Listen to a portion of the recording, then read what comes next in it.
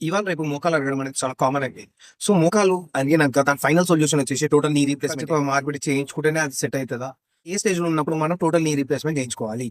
First stage లో ఉన్నప్పుడు చేయించుకుంటే ఒక పని అయిపోతుందని చేయించుకోవచ్చా, లేదా లాస్ట్ స్టేజ్ వరకు అయినాకనే చేయించుకోవాలి? ఫస్ట్ స్టేజ్ లో ఉంటే ఏమేమి చేసుకోవచ్చు మనం దాన్ని కంట్రోల్ తేవడానికి? టోటల్ నీ రీప్లేస్మెంట్ ఆపరేషన్ ఎట్లా చేస్తారు? చేసే ఇంప్లాంట్స్ ఏంటిది? ఆ ఇంప్లాంట్ వేయడం వల్ల మీకు ఏమైనా ఇన్ఫెక్షన్స్ వచ్చే ఛాన్సెస్ ఉన్నాయా? ఇంప్లాంట్ వేసినాక మీకు డే టు డే యాక్టివిటీస్ లో మీ డైలీ లైఫ్ లో ఏమైనా చేంజెస్ అవుతాయా, లేదా మీకు ఏమైనా ఇబ్బంది అవుతుందా? ఆపరేషన్ అయినాక మళ్ళీ మామూలు మనిషి అవ్వడానికి ఎంత టైం పడుతుంది? మళ్ళీ మామూలు మనిషి లాగా అన్ని పనులు చేసుకోవచ్చా, చేసుకోలేమా? అందరు కూర్చున్నాడు కింద కూర్చోవచ్చా, కూర్చోలేమా? ఏమేమి తినాలి, ఏమేమి తినొద్దు? అప్పటి వరకు మన ఛానల్ సబ్స్క్రైబ్ చేసుకోండి, ఇన్స్టాగ్రామ్ లో ఫాలో చేయండి, మర్చిపోవద్దు. సిరీస్ ఒకటి ఉంది, బక్క ఉన్న వాళ్ళు కూడా మోకాలు ఎందుకు కలుగుతాయో. ఆ సిరీస్ కంప్లీట్ సిరీస్ మొత్తం చూడండి, మీకు ఇంకా దీని గురించి డీటెయిల్ ఐడియా. డౌట్స్ చాలా మందికి వచ్చింటాయి. సో దీన్ని క్లారిఫై చేస్తూ మన ఛానల్లో ఫుల్ వీడియో చేస్తున్నాను నేను. సో అది మిస్ అవ్వకుండా చూడండి, మీకు ఇవన్నిటికీ ఒక క్లారిటీ అనేది వస్తుంది. సో ఆపరేషన్ అవ్వగానే ఏమేం చేయాలి,